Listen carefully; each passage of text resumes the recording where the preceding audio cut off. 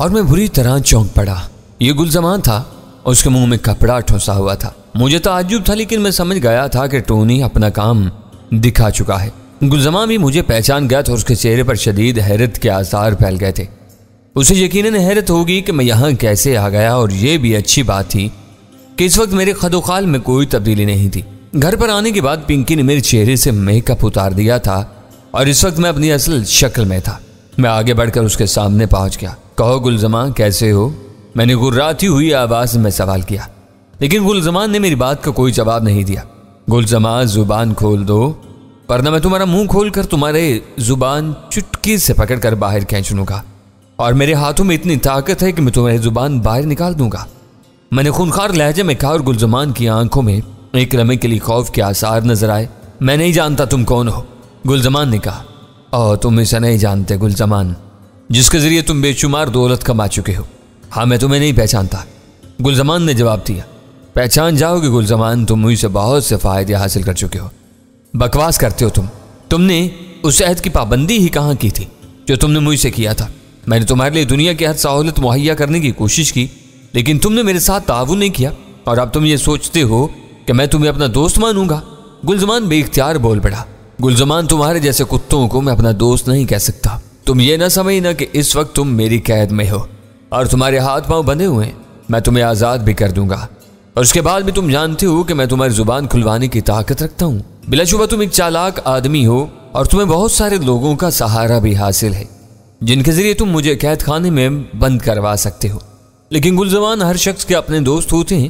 اب تم میرے قبضے میں ہو، تمہیں زبان کھولنا پڑے گی۔ دیکھو پورنا، اگر تم نے چالاکی سے مجھے اغوا کرا لیا ہے تو اس خیال کو ذہن سے نکال دو کہ میں ہمیشہ تمہاری قید میں رہوں گا۔ میں آج بھی تم سے وہی معاہدہ کرنے کو تیار ہوں، اور اس کے بعد جو شرائط تمہارے اور میرے درمیان طے پائیں گی ان پر عمل کیا جائے گا۔ بکواس بند کر گدھے کے بچے، میں تم سے کوئی معاہدہ نہیں کرنا چاہتا۔ تمہاری زندگی صرف اس لیے بخش دی گئی ہے کہ میرا دوست تمہاری قید میں ہے۔ گلزمان، میں تمہیں ایسی عبرتناک سزا دوں گا کہ تم تصور بھی نہیں کر سکتے، ورنہ مجھے میرے دوست کے بارے میں بتا دو کہ تم نے اس کو قید کہاں کیا ہے۔ اور تم اس بوڑھے کی بات کر رہے ہو؟ ہاں، اسی کا جس کا نام سلانوس ہے، میں نے جواب دیا۔ میں نہیں جانتا تم لوگوں کے بارے میں پورنا۔ تم جس انداز میں میرے سامنے آئے وہی میرے لیے حیرتناک تھا۔ اس کے بعد تم جو ثابت ہوئے وہ بھی بڑی تعجب خیز بات تھی۔ میں کسی انسان کے اندر اتنی قوت کا تصور بھی نہیں کر سکتا، لیکن گلزمان بذات خود ایک بڑی قوت ہے۔ کیا تم سمجھتے ہو کہ میں صرف یہی ذریعہ معاش رکھتا ہوں؟ میرے اور بھی کئی وسائل ہیں پورنا۔ اگر تم میرے ساتھ شریک نہ ہوئے تو مجھے تمہاری اتنی پرواہ بھی نہیں ہے۔ اور وہ عورت جو میری غلام تھی، میں اسے اتنی مہلت کہاں دے سکتا تھا کہ وہ میرے احکامات کی تعمیل نہ کرے؟ میں نے تم سے تعرض نہیں کیا تھا، لیکن ایک عورت ہے، ایک پہلوان کے لیے ضرورت سے زیادہ تباہ کن ثابت ہوتی ہے۔ میں نے اسی لیے اسے روکنا چاہا تھا، لیکن تم نے درمیان میں مداخلت کی، اور آج بھی میں مانتا ہوں کہ تم ایک سیدھے سادے انسان ہو اور اس چھل فریب سے واقف نہیں ہو جو عورت کی ذات سے وابستہ ہے۔ اس لیے میں نے تمہارے لیے کوشش کی تھی، لیکن تم نے گلزمان سے ٹکر لینے کی سوچی۔ بلا شبہ تم ایک پہلوان ہو، لیکن طاقت ہی سب کچھ نہیں ہوتی۔ گلزمان کے وسائل تم سے زیادہ ہیں، اور اب تم یہ سمجھتے ہو کہ اپنے دوست کے ذریعے تم نے مجھے اغوا کرا لیا ہے اور مجھ سے اپنا انتقام لے سکتے ہو، تو یہ تمہاری بھول ہے۔ میں اب بھی نکل جانے کی قوت رکھتا ہوں۔ میں خود بھی تمہیں نکل جانے کا موقع دوں گا گلزمان۔ تمہارے جیسے چوہوں کو مارنا میری شان کے خلاف ہے، لیکن بس مجھے میرے دوست کا پتہ بتا دو، اور سنو، اگر تم نے میرے دوست کا پتہ نہ بتایا تو بہر صورت میں اسے تلاش کر ہی لوں گا، لیکن یہاں سے تم زندہ واپس نہیں جاؤ گے۔ میں اس لیے یہ بات نہیں کر رہا پورنا کہ میں تم سے خوف زدہ ہوں۔ خوف مجھے چھو کر بھی نہیں گزرا، لیکن یہ حقیقت بتاتے ہوئے مجھے ایک حیرت کا احساس بھی ہے۔ میں تمہاری طاقت کے بارے میں بات کر رہا تھا کہ تم مجھے پہلے ہی حیرت انگیز معلوم ہوئے تھے، اور تم سے حیرت انگیز شخص تمہارا دوست نکلا۔ میں تو اب یہ محسوس کرتا ہوں کہ تمہارا تعلق اس زمین سے ہے ہی نہیں۔ تم یقیناً کسی سیارے کا باشندے ہو اور انسانی شکلوں میں یہاں آئے ہو، گلزمان نے کہا۔ بکواس میں وقت ضائع کر رہے ہو گلزمان۔ میں تم سے اپنے دوست کا پتہ پوچھ رہا ہوں، میں وہ بھی بتا رہا ہوں۔ اس وقت میں تمہارے دوست کے سامنے تھا، اسی سے سوالات کر رہا تھا، تب تمہارے دوست نے ایک دم ہاتھ اٹھایا اور مجھ سے کہنے لگا کہ اس کا یہ پیغام اس کے دوست پورنا کو پہنچا دو۔ پیغام کچھ یوں تھا: پورنا، مستقبل کے اس دور میں ہم تو آ گئے ہیں، لیکن یہ ماضی نہیں تھا جس سے ہم واقف تھے اور جس میں ہم خود کو ضم کر سکتے تھے۔ چنانچہ پورنا، میں انتہائی شرمندگی کے ساتھ تم سے رخصت ہو رہا ہوں۔ مجھے تم سے جدا ہوتے ہوئے بہت افسوس ہے پورنا، لیکن یہ دنیا میری سمجھ میں نہیں آئی۔ اگر مجھے چند ساتھ اور اس دنیا میں رہنا پڑے تو میرے حواس سے رخصت ہو جائیں گے۔ اس لیے پورنا، میں واپس جا رہا ہوں۔ تم زاویوں کی سمت تلاش کرو۔ افسوس میں تمہیں وہ زاویہ نہیں بتا سکا جس کے تحت تم ماضی میں واپس پہنچ جاتے، لیکن طریقہ کار سے تم واقف ہو۔ اپنے آپ کو تم مختلف زاویوں سے دیکھو اور خود کو مجھ تک پہنچانے کی کوشش کرو۔ ممکن ہے تم مجھ تک پہنچ جاؤ، نہ پہنچ سکو تو مجھے معاف کر دینا۔ یہ تھے اس شخص کے الفاظ، اور اس کے بعد نہ جانے کیا ہوا۔ اس نے ذرا سی جنبش کی اور ہماری نگاہوں سے اوجھل ہو گیا۔ بلا شبہ وہ کچھ جادو تھا، اور تم بھی جادو ہی کی قوت سے اپنے آپ کو منواتے ہو، گلزمان نے کہا، اور میں ششتر رہ گیا۔ گلزمان کے الفاظ اس کے اپنے نہیں تھے، اور ان الفاظ میں کوئی فریب نہیں تھا۔ مجھے یقین تھا کہ سالانوس اپنی دنیا میں واپس پہنچ گیا ہے۔ وہ اس عجیب و غریب دنیا سے بوکھلا کر یہاں سے فرار ہو گیا تھا اور مجھے یہیں چھوڑ گیا تھا۔ رہی زاویوں کی تلاش کی بات، تو کسی مخصوص زاویے کو تلاش کر لینا میرے لیے ممکن نہ تھا۔ گویا اب اس دور میں اس دنیا میں تنہا رہ گیا تھا میں۔ لیکن اس کے بعد میں نے اپنے خیالات جھٹک دیے۔ پروفیسر میرے اندر انوکھی قوت ہمیشہ کار فرما رہی ہے، بہت کر آئی۔ بھلا مجھے دنیا میں کسی کی کیا پرواہ ہو سکتی تھی، اور بھلا سالانوس کیا حیثیت رکھتا تھا؟ اگر وہ احمق بھی اپنی جان بچا کر بھاگ گیا تھا تو یہ کوئی انوکھی بات تو نہیں تھی، اسے بھاگنا ہی تھا۔ باقی رہی میری بات، تو اگر میں مستقبل میں رہ گیا تھا تو اس سے کیا فرق پڑتا تھا؟ میں خود بھی صدیوں کے لیے سو جایا کرتا تھا، اور اس کے بعد جاگتا تھا تو میری آنکھ آنے والے وقت ہی میں کھلتی تھی۔ چنانچہ چند ساتھ کے بعد میں مطمئن ہو گیا۔ گلزمان بھی اب میرے لیے ایک بیکار شخص تھا۔ البتہ ٹونی میرے نزدیک کھڑا ہوا اس طرح گلزمان کو دیکھ رہا تھا جیسے گلزمان نے یہ ساری بکواس کی اور اس نے اس کا اظہار بھی کر دیا۔ کیا یہ شخص پاگل ہو گیا گولڈ؟ کیا بکواس کر رہی ہے؟ میری سمجھ میں تو کچھ نہیں آیا۔ نہیں ٹونی، اب یہ احمق ہمارے لیے بیکار ہے، میں نے جواب دیا۔ کیا مطلب؟ ٹونی نے سوال کیا۔ مطلب یہ کہ اس نے جو کچھ کہا ہے سچ ہے، یہ اس گدھے کے الفاظ نہیں ہو سکتے۔ بلا شبہ میرا ساتھی، میرا دوست اپنی دنیا میں واپس چلا گیا ہے۔ جس انداز میں اس نے کہا ہے اس انداز میں، ٹونی نے حیرت سے پوچھا۔ ہاں، ٹونی حیران تھا۔ یہ بیوقوف خود کو چالاک سمجھتا، لیکن میرے دوست میں کچھ ایسی خوبیاں موجود تھیں کہ اس نے اسے خوب چکر دیا۔ جس جگہ اس نے قید اسے کیا ہوگا وہ اسی جگہ موجود ہوگا، لیکن اس کی نگاہوں سے اوجھل صرف ایک نظر کے شعبدے کی معمولی سی بات، اور یہ احمق بن گیا۔ اس کے بعد اس نے بلا شبہ دروازہ کھلا چھوڑ دیا ہوگا، اور اس کے بعد میرا دوست بآسانی باہر آ گیا ہوگا۔ میں نے ٹونی کو مطمئن کرنے کے لیے کہا، کیونکہ اسے حقیقت بتانے سے کوئی فائدہ نہیں تھا۔ ٹونی نے سمجھنے والے انداز میں گردن ہلائی، پھر بولا، خیر مجھے اس سے کوئی غرض نہیں ہے۔ اب یہ بتاؤ کہ کیا تم مطمئن ہو یا کچھ اور چاہتے ہو؟ نہیں، اب میں کچھ اور نہیں چاہتا، میں نے جواب دیا۔ تب پھر اسے قتل کر دیا جائے، ورنہ بلا وجہ تمہارے لیے الجھن بن جائے گا۔ ٹونی نے اتنی لاپرواہی سے کہا جیسے کسی مکھی کو مارنے کی بات کر رہا ہو۔ نہیں ٹونی، میں بے مقصد زندگیاں نہیں چھینتا، اور نہ ہی مجھے اس کی زندگی اور موت سے کوئی دلچسپی ہے۔ میرا یہ کیا بگاڑ سکتا ہے؟ یہ بات تو شاید یہ خود بھی نہیں جانتا۔ میرا خیال ہے اسے یہاں سے بھگا دو۔ ٹھیک ہے، تب پھر اسے بے ہوش کر کے کسی ایسی جگہ ڈلوا دیں گے جہاں سے یہ خود اٹھ کر کہیں بھی چلا جائے، ٹونی نے کہا، اور میں نے بھی لاپرواہی سے گردن ہلا دی۔ اب بھلا گلزمان میرے لیے کیا کشش رکھتا تھا جو اس بیچارے کو خواہ مخواہ میری وجہ سے مصیبت برداشت کرنا پڑتی؟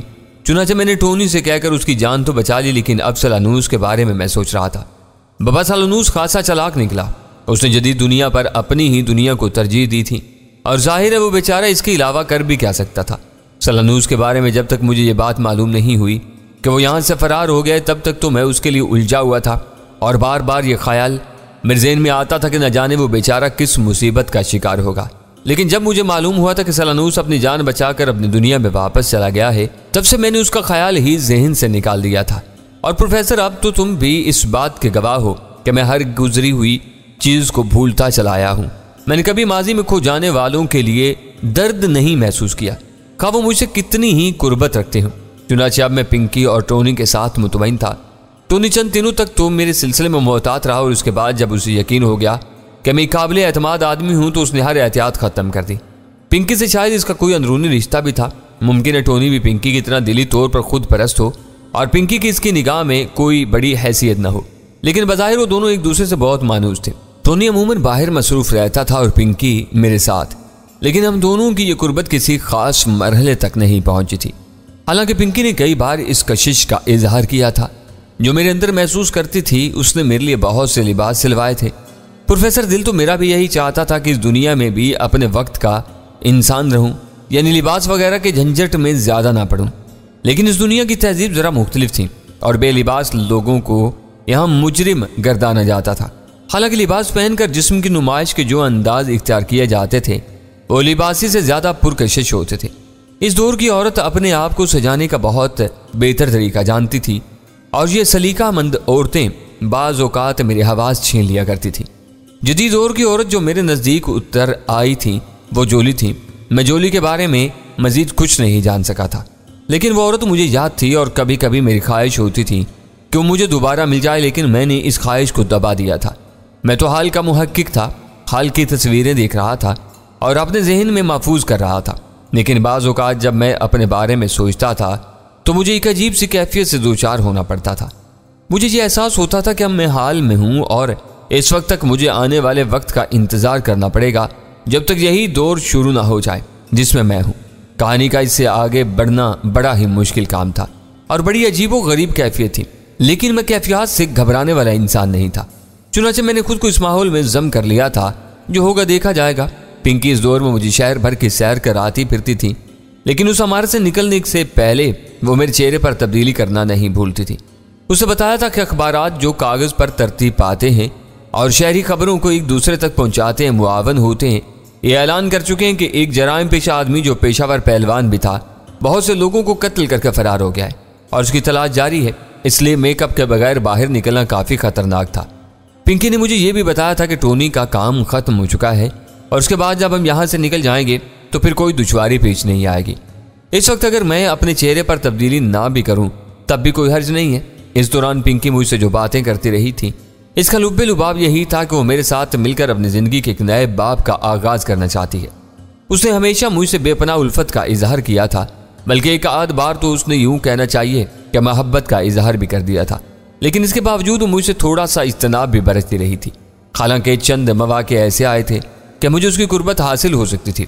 میں نے یہ بھی محسوس کیا تھا کہ وہ ذہنی طور پر مجھ سے متاثر ہے اور میرے نزدیک آنا چاہتی ہے، لیکن نہ جانے کون سی جھجک مانے تھی۔ پھر ایک رات اس نے بڑے دلکش انداز میں مجھے بتایا کہ کل ہم سب لوگ یہاں سے روانہ ہو رہے ہیں۔ ہم کہاں جا رہے ہیں پنکی؟ میں نے سوال کیا۔ متحدہ عرب امارات کے ایک چھوٹے سے ملک میں چند روز وہاں قیام کریں گے اور اس کے بعد وہاں سے آگے بڑھ جائیں گے۔ کیا اس کے بعد ہم لوگ اسی طرح ایک دوسرے سے دور رہیں گے؟ میں نے سوال کیا اور میرے سوال پر پنکی کی آنکھیں خمار آلود ہو گئی۔ اوہ ڈیئر گولڈ، اب جب کہ تم نے مجھ سے یہ سوال کر لیا ہے تو میں خود پر قابو نہیں رکھ سکتی۔ گولڈ صرف میں ہی نہیں، میرا خیال ہے بے شمار لڑکیاں تمہاری صورت دیکھ کر خود پر قابو نہیں رکھ سکتی۔ میں تو اپنے آپ کو بہت مضبوط شخصیت پاتی ہوں کہ میں نے ابھی تک اپنے حواس قائم کیے ہوئے ہیں، تم تو حواس چھین لینے والوں میں سے ہو۔ میں اگر تمہارے چہرے پر تبدیلی نہ کروں تو میرا ذہن میرا ساتھ چھوڑنے لگتا ہے۔ گولڈ میری جان، میں تم سے ایک حد تک اجتناب برت رہی ہوں، صرف اس وقت کے لیے جب تک ہمیں اس کے بہتر مواقع مہیا نہ ہو جائیں، اور اب وہ وقت زیادہ دور نہیں ہے۔ سفر کے دوران ہی میں تمہیں بتاؤں گی کہ ہمیں کیا کرنا ہے اور مجھے یقین ہے کہ تم میرا بھرپور ساتھ دو گے۔ بلا شبہ پنکی، میں تم سے ہر تعاون کے لیے تیار ہوں، میں نے جواب دیا۔ اور پروفیسر یہ کوئی انوکھی بات تو نہ تھی، اس سے قبل بھی میں حسین لڑکیوں کا ساتھ دیتا رہا تھا اور اب جدید دور سے تھوڑی سی واقفیت بھی ہو گئی تھی۔ میں جانتا تھا کہ یہاں سب اپنے رنگ میں مست رہنے والوں میں سے ہیں، اور جس نے اقدار کی لکیر پلٹی وہ پیچھے رہ گیا اور خود اپنے اوپر ہنسنے لگا۔ چنانچہ وہ رات گزر گئی، دوسری صبح پنکی اور ٹونی یہاں سے روانگی کی تیاریاں کر رہے تھے۔ نہ جانے ان کا کاروباری جال کہاں تک پھیلا ہوا تھا۔ اس عمارت کی کیا حیثیت تھی مجھے اس میں کوئی خاص بات معلوم نہیں ہو سکی۔ یہاں سے روانہ ہوتے ہوئے کوئی خاص مال ساتھ نہیں لیا گیا تھا سوائے ضروری کپڑوں کے، اور ان میں میرے لباس بھی شامل تھے۔ پنکی نے میرے لیے بے شمار لباس خرید ڈالے تھے، ایسے لباس جنہیں پہن کر میں شدید الجھن محسوس کرتا تھا، لیکن خود کو اس دنیا میں ضم کرنے کا شوق مجھے ہر تکلیف اٹھانے پر مجبور کر رہا تھا۔ میں کسی بھی بات سے کسی الجھن کا شکار نہیں تھا۔ جو کچھ دیکھ رہا تھا وہ صدیوں آگے کی چیز تھی، اور میں اپنی کتاب کے لیے بہتر مواد فراہم کر رہا تھا۔ کاش اس دور کا کوئی محقق میری اس کتاب کو دیکھ لیتا۔ پروفیسر تو اسے دنیا کی عظیم کتاب قرار دیتا۔ ممکن ہے اس کتاب کی شہرت اتنی بڑھتی کہ ساری دنیا کے لوگ اسے دیکھنے کے لیے امڑ پڑتے، لیکن یہ کتاب تو ازل سے ترتیب پا رہی ہے۔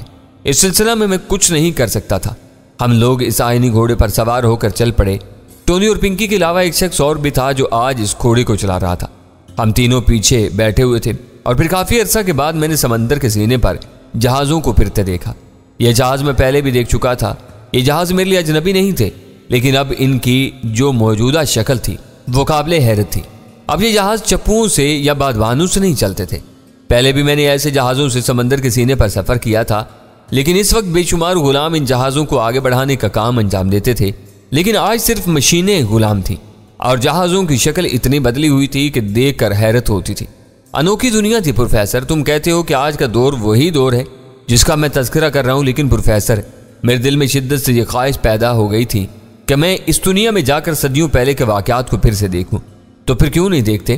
میری پیشکش ہے کہ میرے ساتھ اس نئی دنیا میں چلو اور اس کے عجیب و غریب اقدار اور ثقافت سے لطف اٹھاؤ۔ نہیں پروفیسر، اس کہانی کو سناتے ہوئے جو لطف مجھے محسوس ہو رہا ہے میں اسے نظر انداز نہیں کر سکتا۔ سب سے بڑی بات کہ تم سننے والے ایسے ہو کہ میں نے تمہارے چہرے پر کہیں اس کہانی سے بیزاری کے تاثرات نہیں محسوس کیے۔ چنانچہ جب تک تم مجھے سنتے رہو گے میں ادوار کی کہانیاں سناتا رہوں گا، اور جب تم تھک جاؤ گے تو مجھے بتا دینا۔ فرزانہ کا دل چاہا کہ اسے کہہ دے کہ بس اب خاموش بھی ہو جائے، یوں تو ساری عمر بیت جائے گی اور کہانی جاری رہے گی۔ پہلے اس نے ماضی سے مستقبل میں چھلانگ لگائی ہے، اور اب اگر وہ پھر ماضی میں واپس چلا گیا اور رفتہ رفتہ وہاں سے آگے بڑھا تو کہانی کہاں تک پہنچے گی۔ لیکن اس نے یہ الفاظ نہ کہے کیونکہ اس کی سنائی ہوئی کہانیاں اتنی دلکش تھیں کہ وقت گزرنے کا یا کسی تھکن کا کوئی احساس نہیں تھا۔ ہاں، جب بھی ان کے دلوں میں اپنی دنیا کا خیال آتا تو ایک ہوک سی ان کے سینوں میں اٹھنے لگتی تھی۔ حالانکہ اس دنیا میں ان کا کچھ نہیں تھا، جو کچھ تھا یہیں پر موجود تھا۔ ان کی کل کائنات ان 3 افراد پر مشتمل تھی۔ اس نے ایک بار پھر اپنی کہانی وہیں سے جاری کی تو پروفیسر سمندر کا کنارہ نزدیک آ گیا اور ہم آئینی گھوڑے سے نیچے اتر آئے۔ وہ شخص آئینی گھوڑا لے کر واپس چلا گیا تھا۔ سامنے ایک چھوٹا سا جہاز کھڑا تھا جس پر ایک پرچم لہرا رہا تھا۔ چند افراد اس جہاز سے سیڑھیوں کے ذریعے ساحل پر آ گئے۔ آنے والوں نے پنکی اور ٹونی کا استقبال کرتے ہوئے مجھ سے بھی ہاتھ ملایا، اور پھر ان میں سے ایک شخص کہنے لگا، تمام اسٹاف واپس جا چکا ہے جناب، ہم نے چیکنگ کرا دی ہے۔ کوئی قابل ذکر بات؟ ٹونی نے پوچھا۔ جی نہیں، سب ٹھیک ٹھاک ہے۔ چیکنگ کے لیے آنے والوں میں ہمارا دوست بھی موجود تھا۔ اس نے مسکراتے ہوئے ہم سے ہاتھ ملایا اور پھر ایک سرسری سی نگاہ لانچ پر ڈالی گئی۔ نیچے تو کوئی گیا بھی نہیں۔ اس شخص نے کسی کو اس پر آنے کی اجازت نہیں دی اور خود چیکنگ کر کے ہمیں کلیئرنس سرٹیفکیٹ دے کر چلا گیا۔ بہت خوب، تو گویا اب کوئی کام باقی نہیں ہے؟ جی نہیں، آپ ہی دیکھ لیجئے، اس پر کلیئرنس فلیگ لگا ہوا ہے۔ اس شخص نے ایک کاغذ ٹونی کے حوالے کر دیا اور ٹونی نے کاغذ دیکھنے کے بعد مطمئن انداز میں گردن ہلائی، پھر میرے شانے پر ہاتھ رکھ کر بولا، آؤ میرے دوست، اب ہم تمہیں نئے جہانوں کی سیر کرائیں۔ اور لکڑی کے اس پلیٹ فارم سے لکڑی کی سیڑھی کے ذریعے لانچ پر پہنچ گیا۔ میرے پیچھے ٹونی اور اس کے پیچھے پنکی تھی۔ لانچ کیا تھی؟ ایک چھوٹی سی دنیا تھی، حالانکہ اس سے بڑے بڑے بے شمار جہاز مجھے نظر آ رہے تھے، لیکن جتنی بڑی یہ لانچ تھی اتنے بڑے جہاز میں تو میں نے کبھی سفر بھی نہیں کیا تھا۔ کافی گنجائش تھی، لکڑی کے کئی چھوٹے چھوٹے کمرے بنے ہوئے تھے۔ انہی میں سے ایک بڑے ہال نما کمرے میں ہمیں لے جایا گیا اور ہم سے بیٹھنے کی درخواست کی گئی۔ اس کمرے سے ملحق شیشے کی دیوار والا ایک اور کمرہ تھا جس میں ایک شخص موجود تھا جو شاید لانچ چلاتا تھا، کیونکہ ٹونی نے اسے اپنا کام شروع کرنے کی ہدایت کی تھی۔ پھر ایک گرج سنائی دی اور اس کے ساتھ ہی کچھ سیٹیاں بھی میرے کانوں میں گونجی، اور اس کے بعد میں نے پانی کے اس عجیب جہاز کو سمندر کے سینے پر آگے بڑھتے ہوئے محسوس کیا۔ یہ ساری باتیں میرے لیے بڑی تحیر خیز تھیں۔ پنکی نے جھک کر ٹونی کے کان میں کچھ کہا اور ٹونی مسکراتا وہ گردن ہلانے لگا۔ پھر اس نے میری جانب دیکھا اور کہا، گولڈ، اگر تم چاہو تو باہر نکل کر اپنی پسند کی تفریحات میں حصہ لے سکتے ہو۔ میری مراد سمندر کے سینے پر سفر سے ہے۔ ممکن ہے تم اس سے پہلے ناواقف ہو۔ ہاں، میں یہی چاہتا ہوں اور جہاز کے اس طرح آگے بڑھنے کو باہر سے دیکھنا چاہتا ہوں۔ ٹھیک ہے، تم جاؤ، لیکن اپنا خیال رکھنا، تمہاری حفاظت کی ذمہ داری اب ہمارے اوپر ہے۔ چنانچہ کسی ایسی تکلیف میں مبتلا مت ہو جانا جو ہمارے لیے پریشانی کا باعث بن جائے۔ میں نے گردن ہلا دی اور باہر نکل آیا۔ لانچ پر کافی افراد سفر کر رہے تھے جن کی تعداد 17-18 سے کم نہ تھی، لیکن وہ سب کے سب لانچ کے ملازم معلوم ہو رہے تھے۔ وہ سب مختلف کاموں میں مصروف تھے۔ میں ان کے درمیان سے گزرا تو وہ گردنیں اٹھا اٹھا کر مجھے دیکھنے لگے اور پھر اپنے کام میں مشغول ہو جاتے، جیسے انہیں یہ ہدایات کی گئی ہوں کہ کسی بھی چیز کے بارے میں کوئی تجسس نہ کریں۔ میں نے بھی ان میں سے کسی سے بات کرنے کی کوشش نہیں کی اور آگے بڑھتا رہا۔ اس طرح میں نے تقریباً پوری لانچ دیکھ ڈالی۔ بلا شبہ پروفیسر، قدیم زمانے کے جہازوں سے یہ لانچ کہیں زیادہ خوبصورت ہے اور کہیں زیادہ تیز رفتار تھی۔ مشینی عمل سے اسے چلایا جا رہا تھا اور انسان کی یہ انوکھی ترقی دیکھ کر میرا ذہن عجیب و غریب خیالات میں گم ہو گیا تھا۔ میں نے صرف ایک بات سوچی تھی پروفیسر، وہ یہ کہ انسان آنے والے دور میں پہلے سے کہیں آگے بڑھ جاتا ہے اور ادوار کا سلسلہ اس کی ذہانت میں اضافہ کرتا چلا جاتا ہے۔ مجھے سارا ماضی یاد ہے، میں نے بڑھتے ہوئے دور میں کبھی انسان کو پہلے سے پست نہیں پایا۔ جو وقت گزرتا جاتا ہے وہ ترقی کی منازل طے کرتا چلا جاتا ہے، اور میں نہیں کہہ سکتا کہ یہ سلسلہ کہاں تک پہنچے۔ ہاں، بات لانچ کے سفر کی ہو رہی تھی۔ نئے دور کی جادوگرنی پنکی بھی اس لانچ میں تھی۔ تھوڑی دیر کے بعد میں نے اسے اپنے عقب میں پایا۔ وہ مسکراتی ہوئی मेरी जानिब आ रही थी। फिर मेरे करीब पहुंचकर उसने मुस्कुराते हुए कहा, कहो गोल्ड, समंदर के सफर में लुत्फ आ रहा है? हाँ बेहद, बिलाशुबा ये सफर बेहद पुरकशिश है। क्या तुमने इससे पहले भी समंदर के सीने पर सफर किया है? उसने पूछा। हाँ बेशुमार बार, मैंने जवाब दिया, लेकिन उसके साथ ही मैं संभल गया। बेख्याली में एक ऐसा जुमला निकल गया था मुंह से जो आगे चलकर मुसीबत बन सकता था। क्या तुम्हारे इस इलाके में भी समंदर का यही माहौल होता है? नहीं पिंकी, हमने कभी ऐसी किश्ती में सफर नहीं किया जिसे इंसान या बादबान चलाते हो। तुम्हारी ये किश्ती तो बड़ी हैरत अंगेज है, तो मुझे इसके बारे में बताओ। ये लांच मशीनी कुव्वत से चलती है। पेट्रोल और डीजल, मुमकिन है तुम इन दोनों अल्फाज को ना समझ सको। जमीन से बरामद होने वाला एक ऐसा माया जो सारी दुनिया की रगों में जिंदगी दौड़ाते हुए है, यही इसका इस्तेमाल होता है। और वो मशीनी घोड़ा जिस पर तुमने हैरत का इजहार किया था, बल्कि यूं समझो कि सारी मशीनरी ही तेल पर चलती है। ताज्जुब है, ताज्जुब है, इंसानी ज़हन कहाँ तक पहुंचेगा? क्या इसका तयन किया जा सकता है?